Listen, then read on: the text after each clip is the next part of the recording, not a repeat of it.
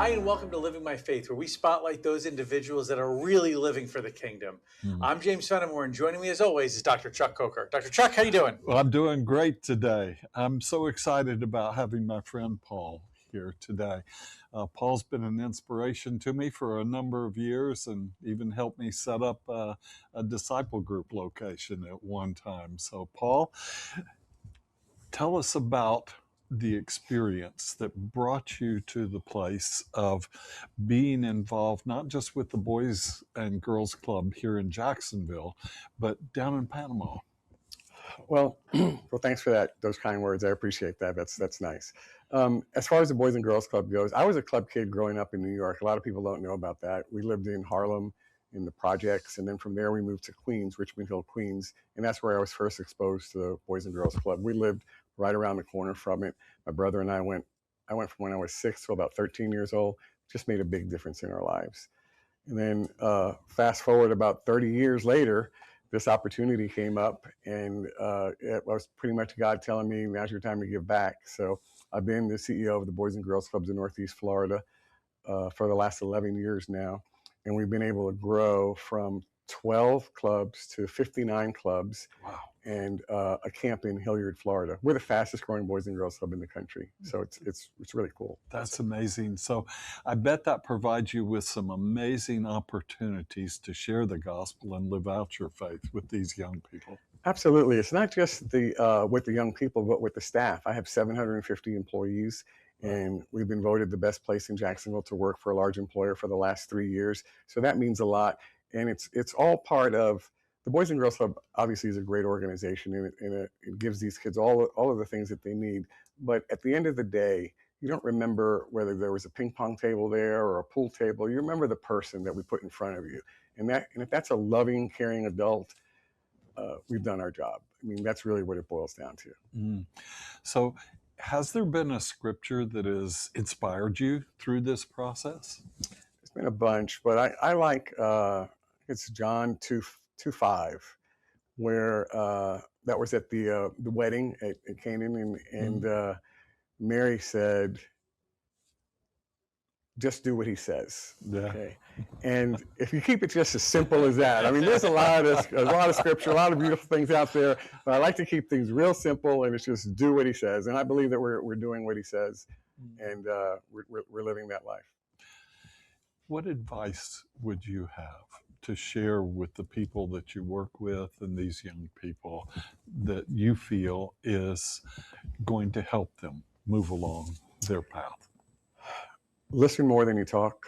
A lot of times, the kids that we serve, they just are hungering for somebody to just really focus and pay attention to them.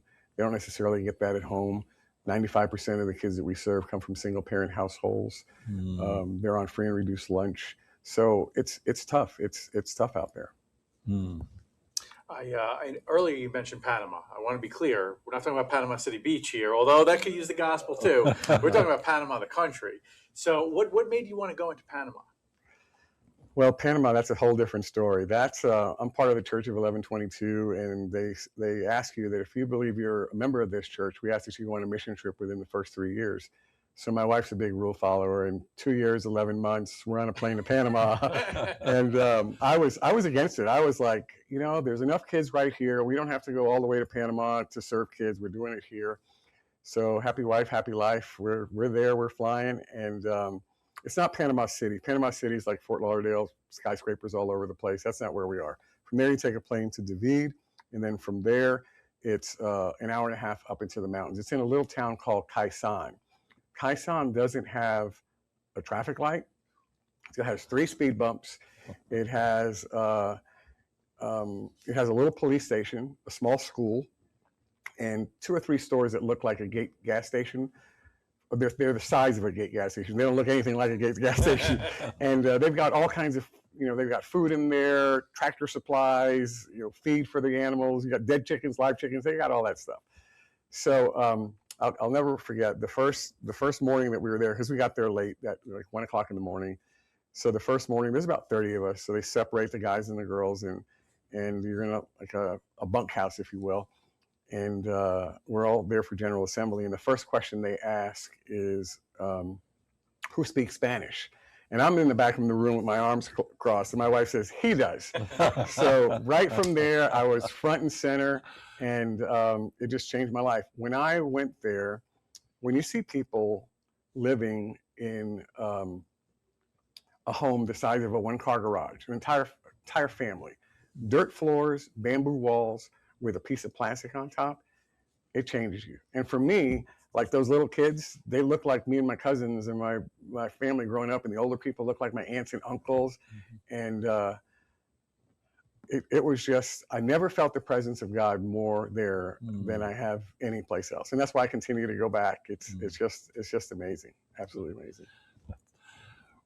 Well, thank you so much for all that you've shared with us today. I hope it's an inspiration to our audience. Yeah, and I want you to know that all your information will be right below this video. So for donations or just trying to reach out, volunteer work, please.